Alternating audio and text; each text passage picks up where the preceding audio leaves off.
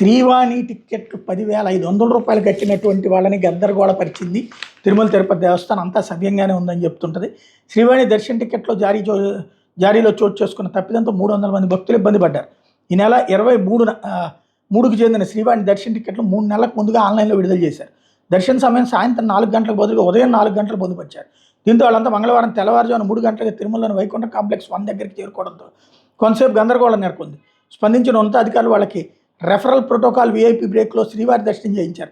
దాతల విభాగం సిబ్బంది చేసిన పొరపాటుతో సమయం మారిందని, సమస్య గుర్తించి 200 మందికి గతంలోనే వేళలు మార్చామని, మిగిలిన 300 మందికి ప్రత్యామ్నాయ దర్శనం కల్పించామని తిరుమల తిరుపతి దేవస్థానం IT deputy GM Venkateswara Naidu తెలిపారు. ఇంతకీ ఆ లోపం ఎవరిదనాలి, ఎందుకు జరిగింది, పోనీ ఎప్పుడో 3 నెలల క్రితం బుక్ చేసుకున్నప్పుడు ఈ 3 నెలల్లో దాన్ని సరి చేయలేకపోయారా?